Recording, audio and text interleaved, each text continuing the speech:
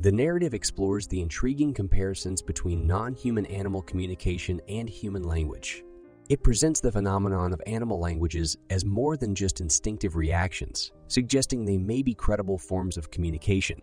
The argument gains traction where comparisons can be drawn between the signals emitted by animals and human language. Despite the relatively arbitrary nature of these animal signs, the narrative indicates how animals might consciously generate these signals, moving beyond the realm of instinctive behaviors. Scientific evidence is marshaled to back these arguments, citing the example of chimpanzees and bonobos using lexicograms and experimental setups to communicate. However, the narrative concedes that there is a prevalent contention among many researchers, the likes of Charles Hockett inclusive, against posing a huge similarity between animal and human communication system. Dissenting voices, cited within, argue against categorizing animal science systems as language. Yet, other prominent linguists and biologists like Mark Hauser, Noam Chomsky, and W.W. Tecumseh Fitch posit a plausible evolutionary correlation between animal and human communication methods. The discussion furthers by probing the key defining properties of human language, which distinguish it from animal communication methods.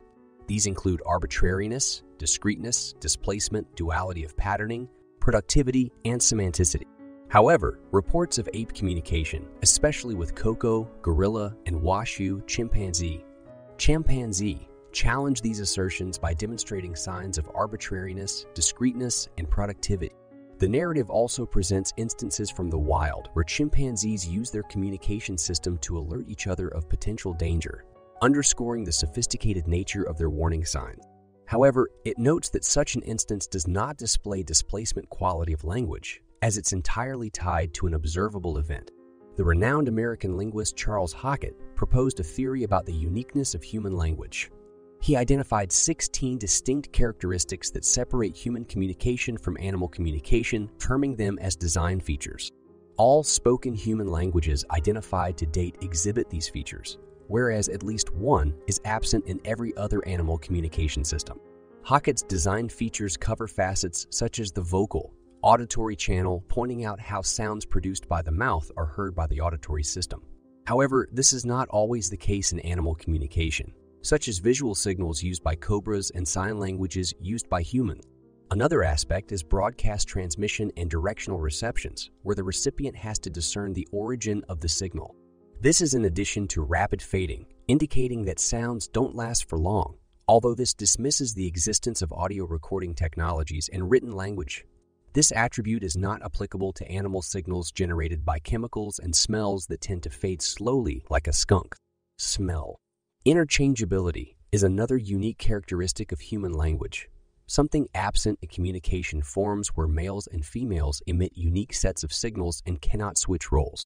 For example, helianthine moths showcase a distinct form of communication, where females emit a chemical signal showing their readiness to mate, a signal males can't imitate. Additional features include total feedbacks that promote self-awareness in the sender about the message sent, specialization that identifies signals meant for communication, and semanticity, which establishes a fixed relationship between signals and meanings. Studies have shown that humans can discriminate between real and fake words based on the phonological order of the word itself. Intriguingly, a 2013 study revealed that baboons share this skill, suggesting that reading is not a distinctly advanced human skill. As previously believed instead, it could be based on the ability to recognize and differentiate between letters.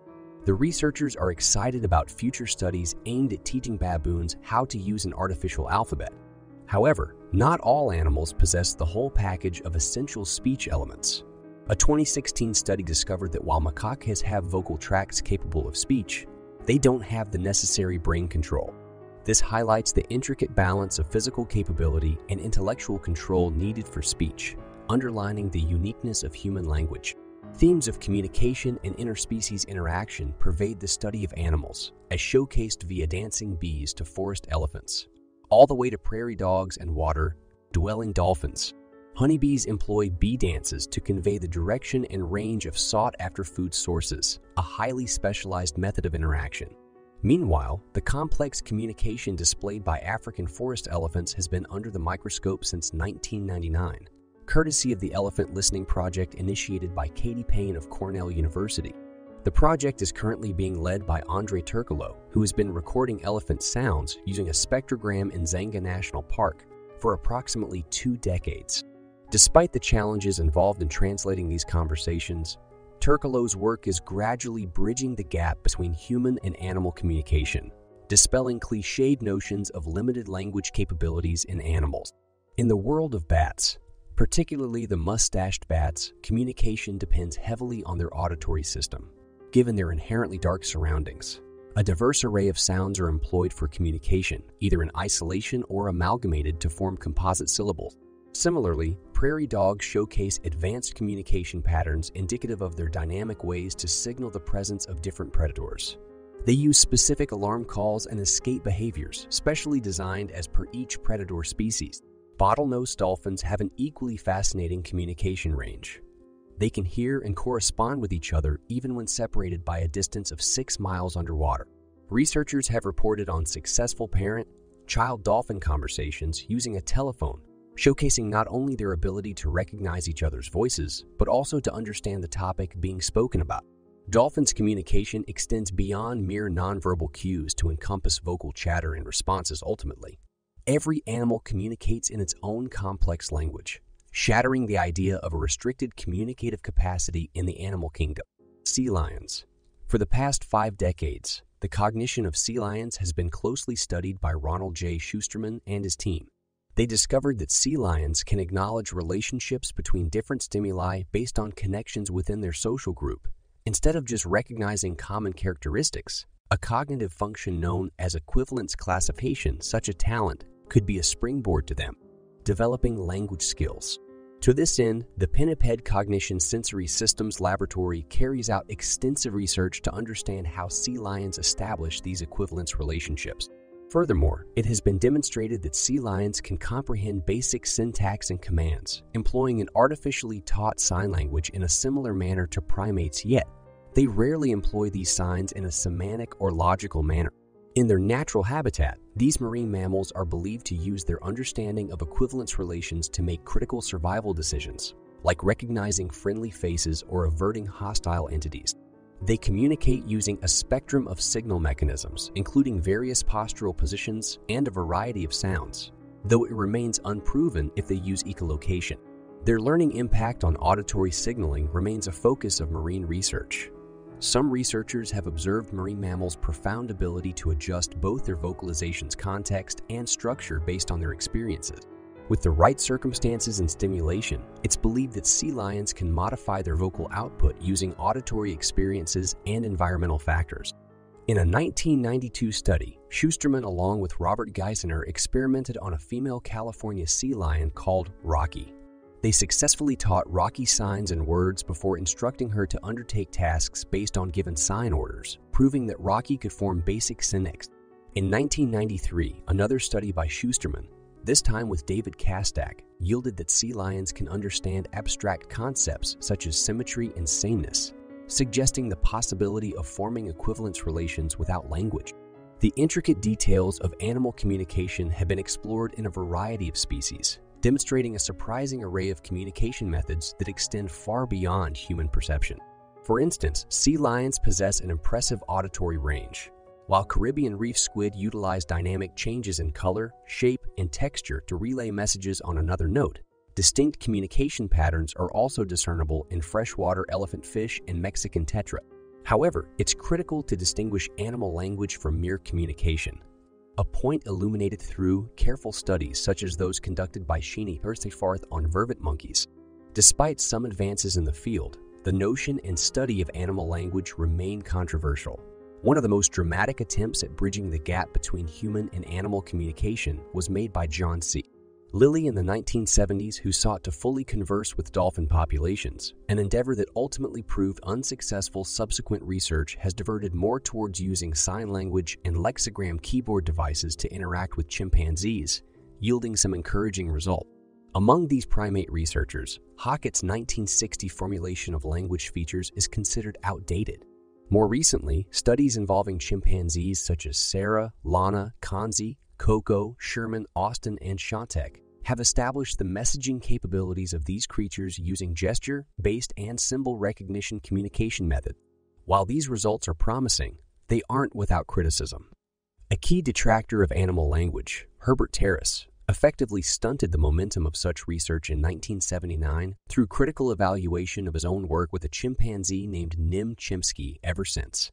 The primary focus of animal language research has shifted away from language production by animals. Though this field remains contentious, the nuanced and complex communication abilities observed in various animal species underline the richness and diversity inherent in the animal kingdom's language system.